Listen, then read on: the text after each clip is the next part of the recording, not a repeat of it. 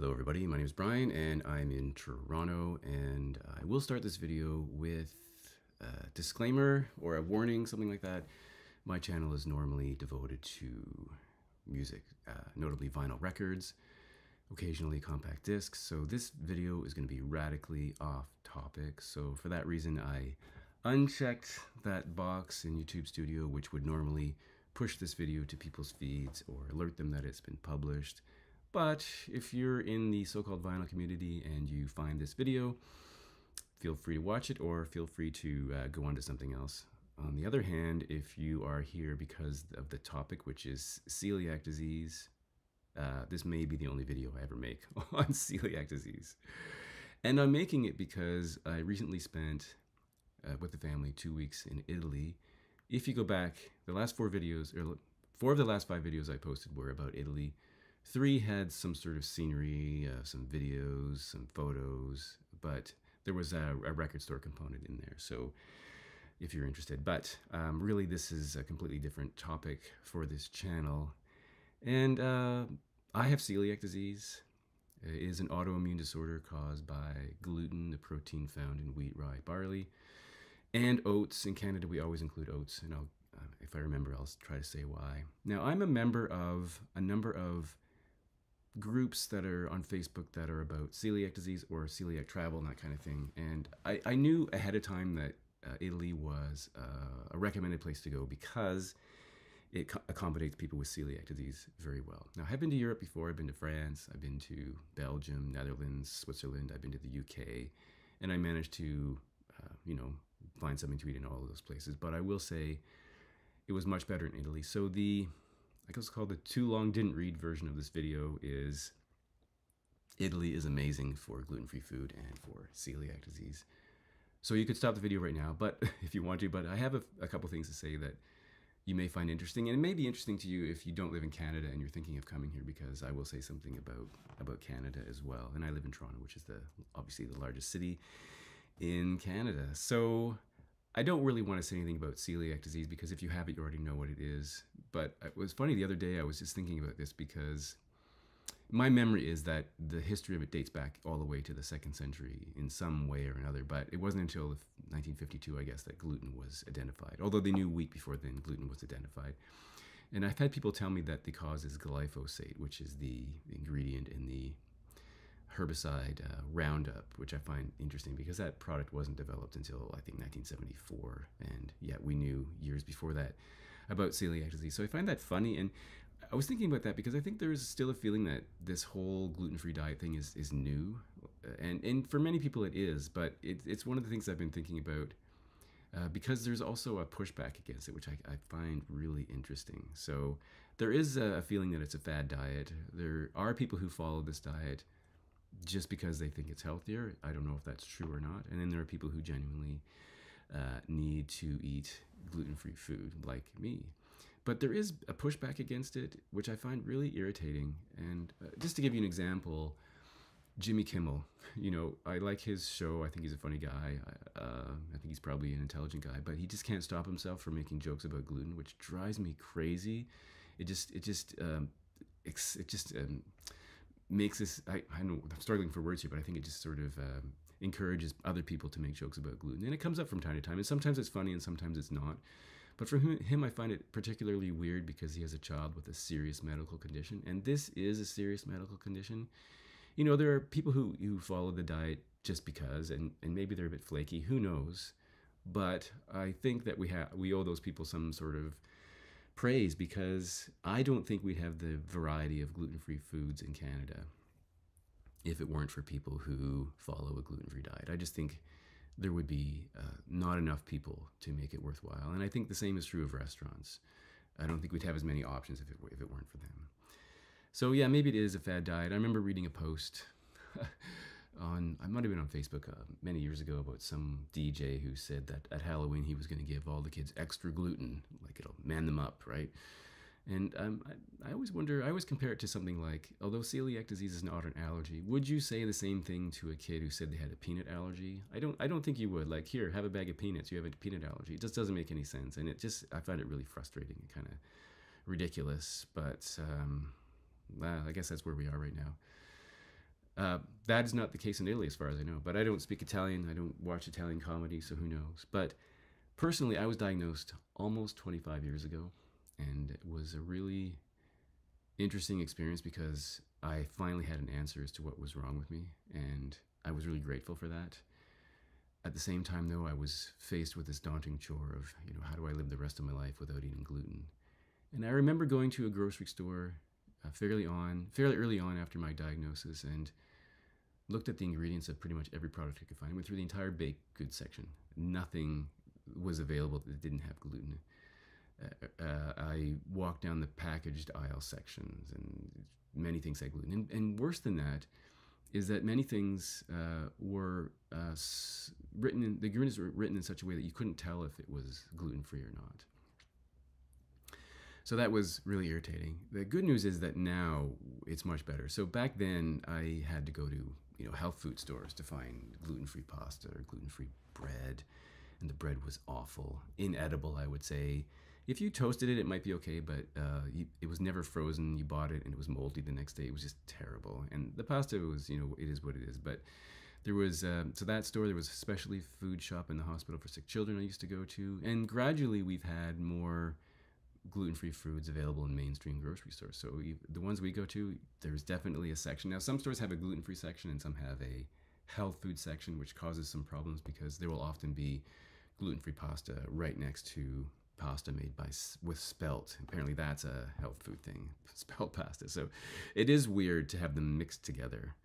So that's kind of strange. But on the other hand, I think it's amazing. Now, should also say that in Canada, and this may be true of other nations, if you put the words gluten-free on a label, it's a legal claim and the product must be gluten-free. It has to be tested. It has to have evidence that it's gluten-free. So that's not to say that we have to buy things that are only labeled gluten-free. There are lots of products available in Canada that aren't labeled gluten-free that are in fact gluten-free, and that's simply to do with cost, because there's a cost of testing your products, because you have to take some of your product and actually test it, and then you have to go through a testing process.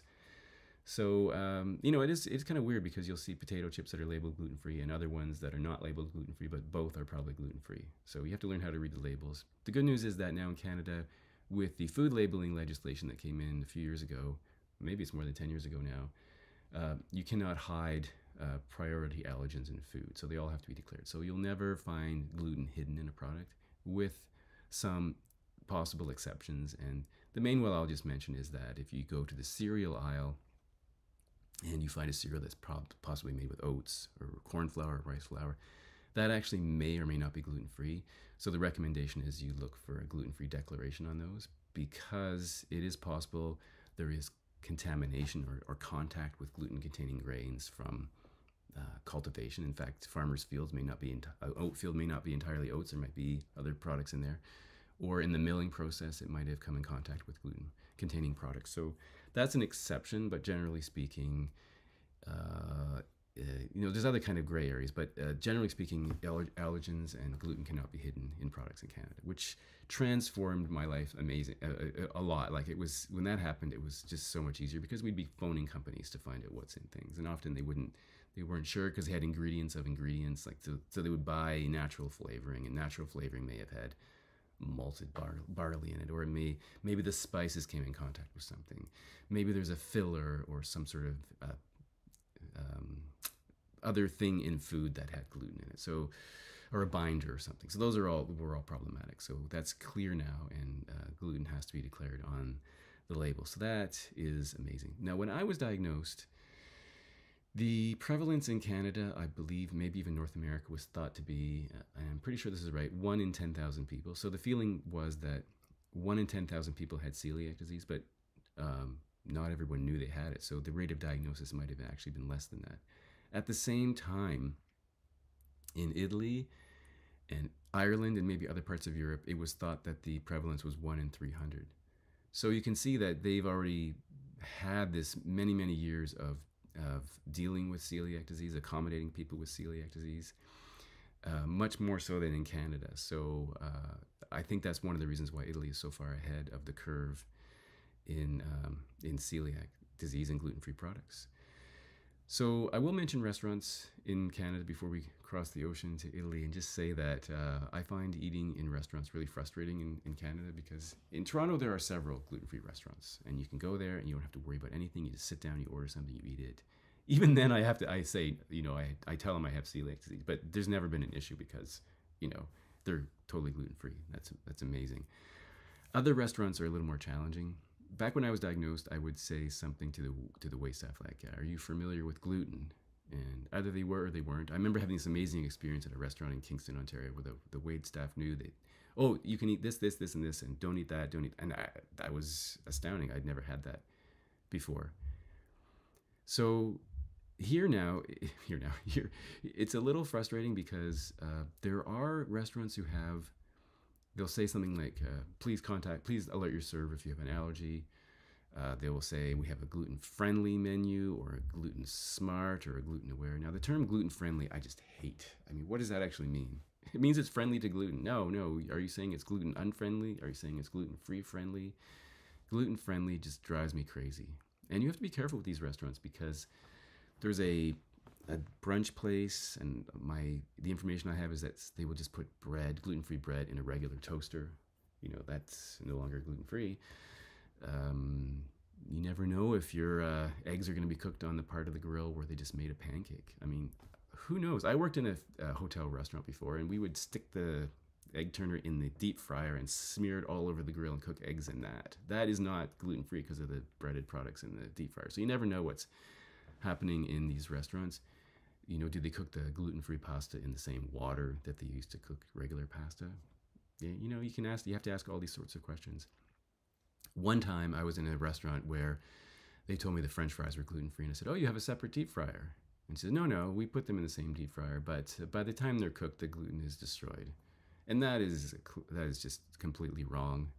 There is a statement from the Canadian Celiac Association that says something like the product would have to be in there for over 30 minutes at 700 and some degrees, at which point it would be inedible because it would be burned, right? So that doesn't remove gluten from a product. If it did, I could eat deep fried fish and chips.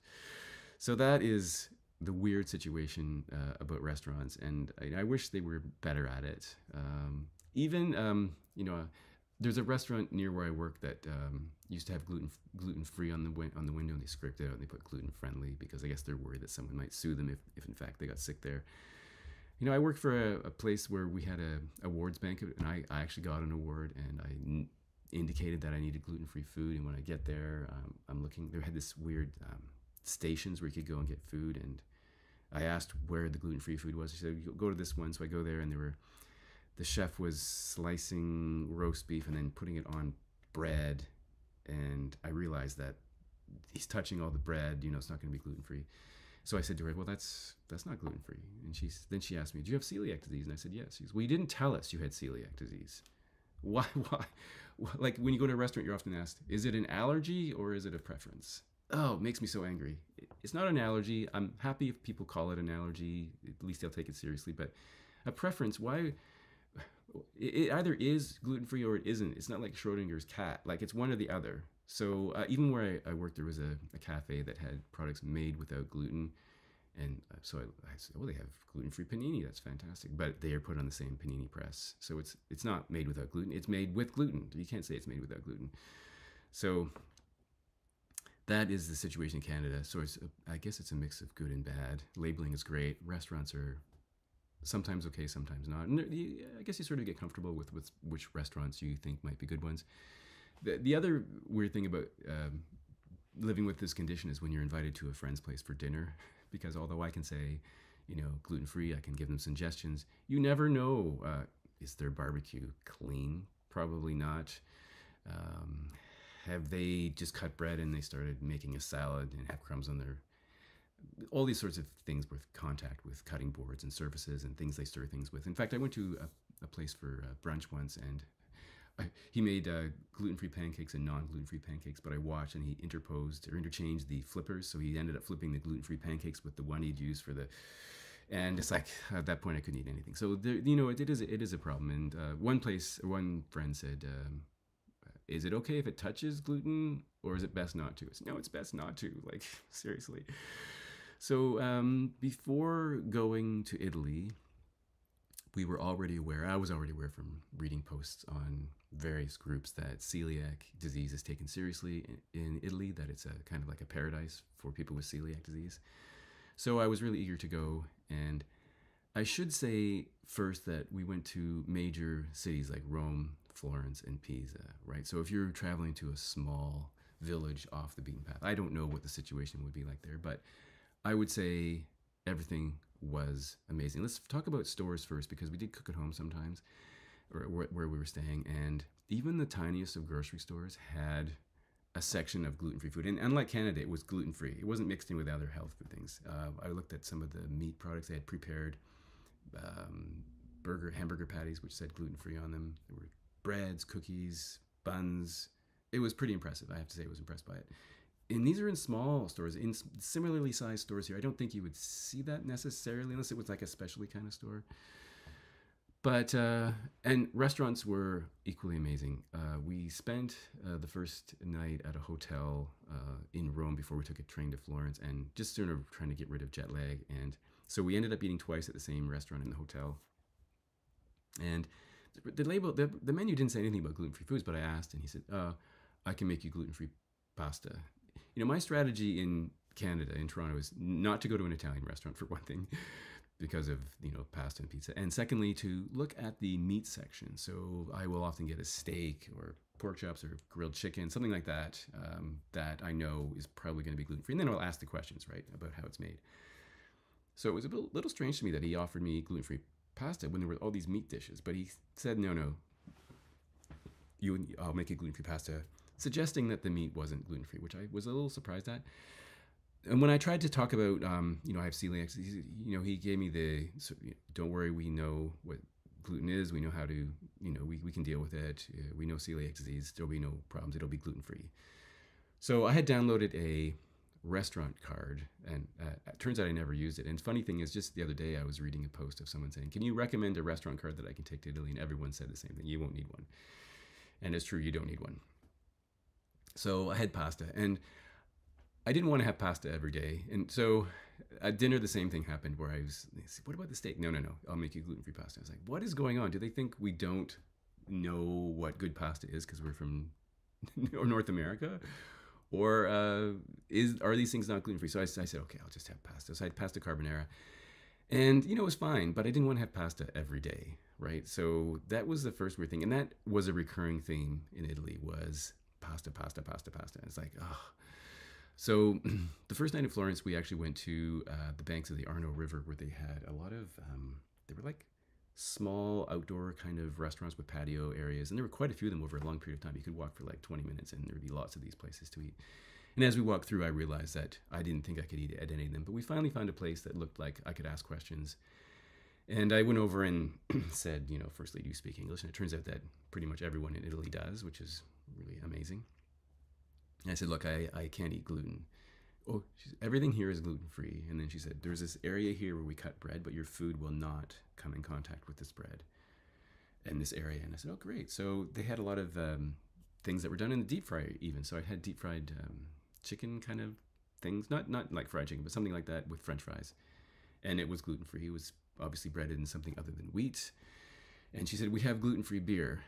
And I said, is it gluten-free beer? Is it gluten-reduced? Is it gluten-removed? She said, no, it's gluten-free. So I said, can I see the bottle? And she showed it to me, and it had barley in it. So I'll mention that now, and I'm going to come back to it because I found it. That's the second weird thing about Italy, apart from the pasta. So, so we did cook in a place we were staying from time to time, and we did go out. And as I mentioned, pasta, have pasta. So I'll only mention one restaurant by name, and that is a place called Mama Eat, and they are located in Rome and Florence, and maybe other places too. And we went to the one in Florence, and I knew ahead of time that this was a restaurant that catered to people with celiac disease. So when we sat down, the waiter said, does anyone here have celiac disease? It's like, yes. That was a really interesting thing to hear. I'd never heard anything like that before. So Mama Eat has a very big menu.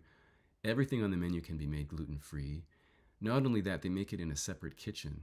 So 2 separate kitchens. And in the gluten-free food will come to you on a separate kind of plate, so it won't be the same plate, so you know that it's gluten-free. And I had pizza, and it was a very Italian style pizza. You know, North American pizza is a bit different, and you know, ordering pizza is challenging here because it has to come. I think there used to be one, I don't know, Magic Oven. I don't know if it still exists, but most places have, or they're making two kinds of pizzas. So there's a risk involved, right, with flour in the air and cutting it with the wrong cutter. So there is a risk, but I felt quite comfortable having the pizza there, and it was pretty good. And we went back to that place in Rome as well. So the best meal I had was at a place, I forget the name of it, but I had a wild boar stew, which was the best thing I had in the entire 2 weeks. It was absolutely amazing. I loved it. Had a really excellent glass of wine.